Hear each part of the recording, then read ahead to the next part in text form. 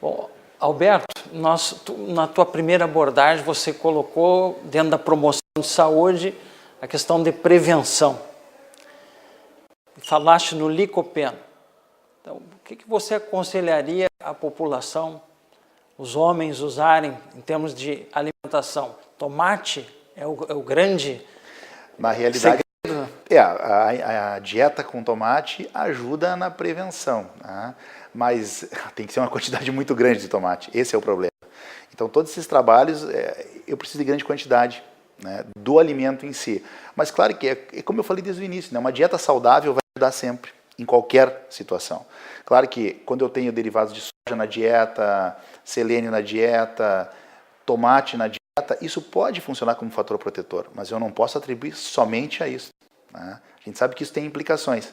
Então eu volto naquele termo, dieta saudável. A gente sabe que é frutas, verduras, legumes, evitar um pouco carboidratos, comer proteínas numa medida adequada, evitar o sal para vocês mesmo, dentro da cardiologia, né? Então isso é importante. Dieta balanceada, quase sempre vai nos ajudar. Vamos para o lado agora do paciente que já não está mais na prevenção. Não tem como fazer a prevenção primária aí, como você estava abordando há pouco. O paciente está doente. Ele sente que está com problema de próstata, está com câncer de próstata? Atualmente, se eu vou pensar 20 anos atrás, década de 90, os pacientes chegavam para nós já com doença disseminada. Aí eles teriam sintomas já, sangramento na urina, dor óssea, fraturas ósseas, fratura de coluna. Com o advento do PSA na década de 90 e a melhora nesses diagnósticos, 90% dos pacientes chegam para nós hoje sem sintomas. Ou seja, o câncer de próstata na atualidade ele não dá sintomas. Por quê? Porque os homens fazendo essa prevenção, que eu coloco entre aspas, né, porque na realidade é a tentativa de um diagnóstico precoce, mas indo regularmente ao urologista, fazendo a avaliação com PSA e com toque retal, ele não precisa ter sintomas. Ou seja, se eu tenho um PSA alterado ou um toque retal alterado, eu posso fazer um diagnóstico precoce desse tumor e tratar adequadamente. Logo, a grande maioria dos pacientes não tem sintomas, não tem nenhuma queixa relacionada ao câncer de próstata. Por isso a importância desse diagnóstico de forma precoce.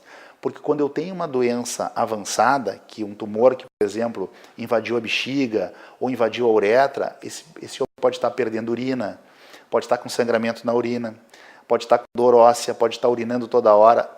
Isso é muito raro, esses sintomas serem decorrentes do câncer de próstata.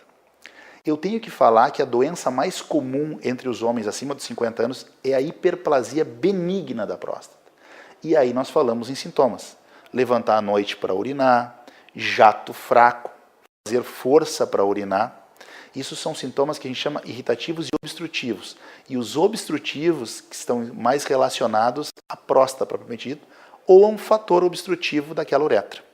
Isso são sintomas comuns. A doença benigna, o câncer não dá sintomas. Bom, Roberto, falou em toque, PSA. Quando é que tu indica biópsia para o paciente? Bom, quando eu falo em PSA, infelizmente, ainda muitos laudos de exames falam que o PSA normal é até 4. Isso não é verdade. Um homem que tem 40 anos com PSA de 2 está alterado. Um homem de 70 anos com PSA de 4,5 poderia estar na faixa do normal. Um homem com 80 anos com PSA de 7, conforme a avaliação total dele, poderia estar normal também. O importante é avaliar o contexto geral.